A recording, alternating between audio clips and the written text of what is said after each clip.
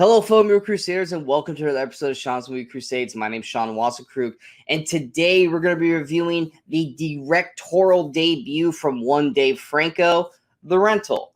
Now, for me, this movie kind of just snuck up on me. Did not know Dave Franco was directing his first film. But then over the course of the last week, this was getting a lot of buzz, obviously because it was coming out on Friday. And then I got to see a trailer, and the trailer looked really intriguing. And so I actually got generally excited to see this film. I'm a fan of Dave Franco. I think he's one of those little hidden gems in every movie that when he pops up, he's got some great lines, some great delivery. Maybe not so much of a leading man, but when he pops up in films, I'm generally happy to see him. So when I saw that he was directing his first film, I was definitely intrigued by that. And then, of course, he casted his wife, Alison Brie, who I'm a huge fan of for anyone who's ever seen Community or Glow. Huge fan of hers. And if you haven't seen either two of those shows, or even Mad Men, for example, definitely check her out because she's, to me, a criminally underrated, phenomenal actress. You also got Dan Stevens. Most people still don't know Dan Stevens enough. He played Beast in the live-action Beauty and the Beast. He was also in Eurovision Song Contest, The Story of Fire Saga, which was one of my favorite films of the year so far. And then The Guest. I have not seen The Guest yet, but a lot of people say, have you seen The Guest? Because Dan Stevens is apparently fantastic in it. And, of course, he was in Legion. And then you also got, was it Ian or Jeremy Allen White, who plays Ian in Shameless. Or no, not Ian. He plays Lip. I'm sorry. He plays Lip in the American version of Shameless. A huge fan of him as a performer. I really like him. Haven't really seen him in many movies, though. So seeing these three in a film. And then you also got Toby Huss, who plays Taylor. Huge fan of Toby Huss. I think he's a fantastic actor for anyone who's ever seen the TV show *Halt and Catch Fire*. He's fantastic in that. And then also we got Sheila Vann. She plays Mina. I haven't really seen much of her in anything, but this is basically the main cast of these five people. So in terms of cast, I was actually really excited for this film overall. And then the concept of the story that we were going to get, I think everything is lined up for a great directorial debut for Dave Franco. So let's go ahead and jump into the review and see exactly what I thought of The Rental. Now, the plot of The Rental is we basically have these four main characters. We've got, like I said, we got Charlie, played by Dan Stevens, his wife, Michelle, played by Alison Brie, his brother, Josh, played by Jeremy Allen White, and Mina, played by Sheila Vann, who is Charlie's business partner. And they just had some big acquisition or big thing happen where they're about to roll in the dough. So they all decide to rent out this big kind of house for the weekend, and both couples decide to spend the weekend there. They rent the house from Taylor, played by Toby Huss, who seems kind of shady because they're labeling him as like a racist because Mina is not Caucasian, and they're just generally uneasy towards the Taylor character. Now, obviously, you have two couples. There's drinking. There's drugs involved. Stuff happens during it. But one thing that they noticed the very next day after they've been hanging out is that there are cameras, mainly in the shower head, of them being watched. So they all think that Taylor is watching them. And certain things happen on camera that leads some of the characters to needing to try to find the footage so they can erase it so that way things don't happen.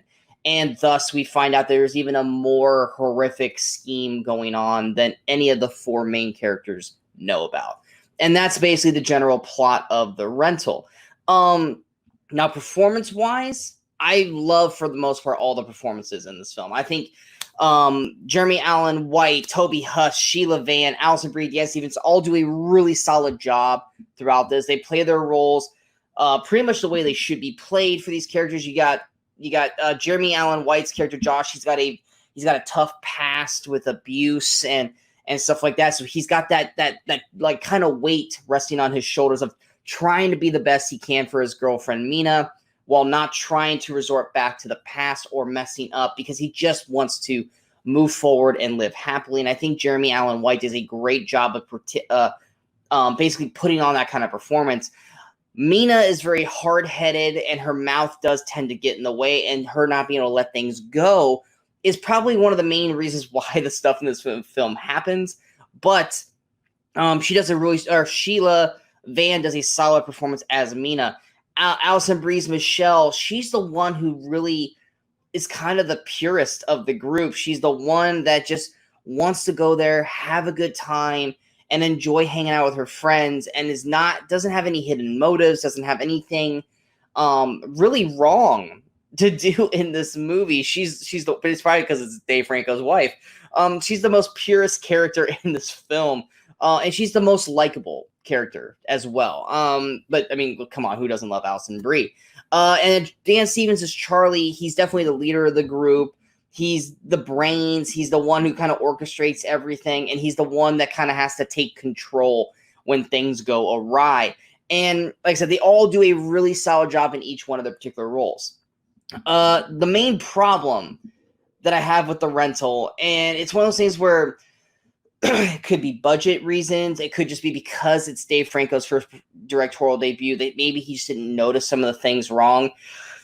But it's a 90-minute film, and they spend about an hour 10 having it be a drama about these two couples with secrets and all this kind of stuff. And they really do very little to add to any horror elements, because this is supposed to be a horror film. They do very, very little to add any horror aspects to the movie throughout the film. It's just more, oh, these two couples got together for the weekend, something happened, also they're being videotaped. And then it's all about them trying to figure out where the footage is and stuff like that. And there's no horror aspect to it. It's just more of a couple drama. And then in the last 10, 20 minutes, they go, oh, wait, I forgot. This is a horror movie. Let's throw this slasher character into the film and end the movie this way. And the tone of it just feels very off, because you're going this whole movie this one way, and then literally in the last 15, 20 minutes, oh, we're going to completely change it up and do it this way now. And you haven't been building the building blocks really all that well. I mean, there's the occasional, like, oh, you can tell someone's watching them, but there's not anything happening throughout the movie to sense doom, sense any kind of danger, and then it just, bam, it happens. And what that sucks too is that even the executions of the attacks or death scenes or anything like that outside of maybe one character is really done that well. There's some deaths off screen. There's forced jump scares. There's camera cuts, like right when something's about to happen, the camera cuts away and goes to a different scene and then goes back to it after the events has already happened.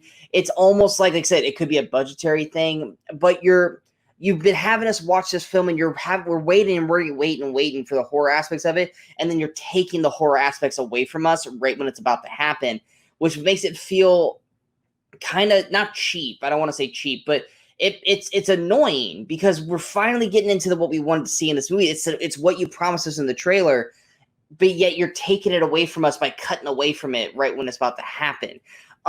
There's only really one death scene in this movie that actually is fully given the proper view that we should see, and the rest are kind of in the distance or assumed, or don't ever see the full-on effect of it, which kind of feels cheap. And then at the end of the movie, now let's add some story to this killer. And it's like, no, you're already, an hour, 20 plus minutes in this film. There's no adding character development this late in the movie. You should have been doing this throughout the film, not tacking it on at the very, very end.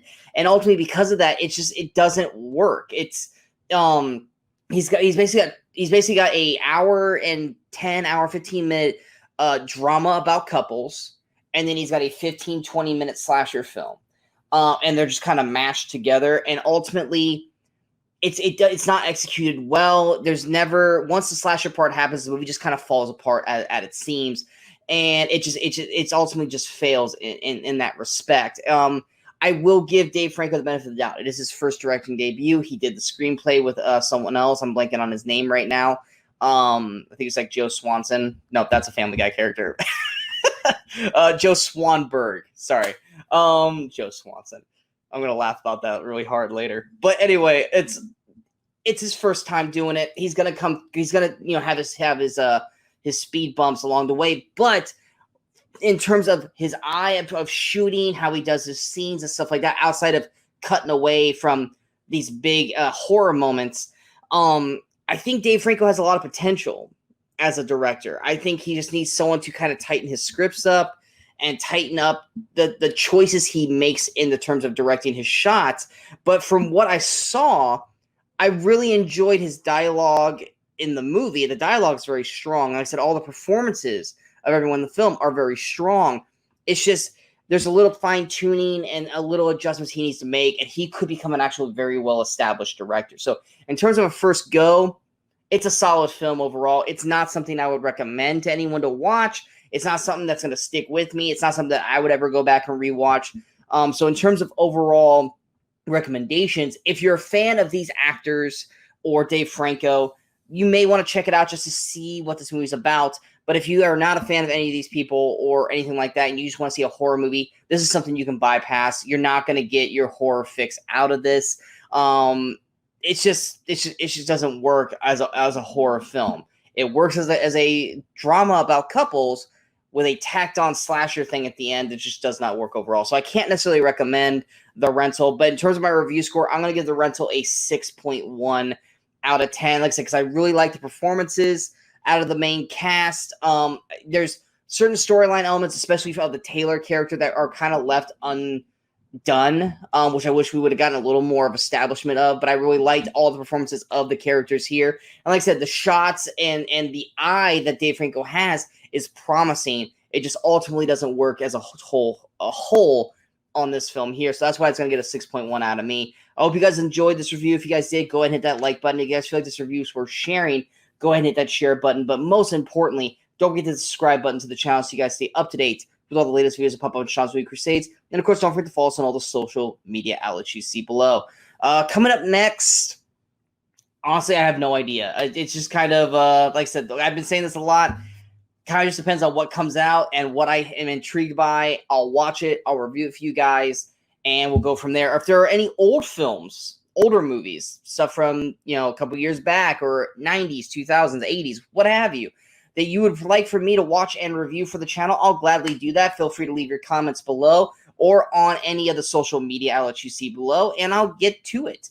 Because there's really not a whole lot of stuff to watch right now outside of old movies. I've been watching a lot of old stuff recently because there just hasn't really been anything good to watch new lately. But yeah, if you guys have anything you want me to review, feel free to leave the comments, and I will definitely do that. And until next time, in case I don't see you, good morning, good afternoon, and good night, Movie Crusaders.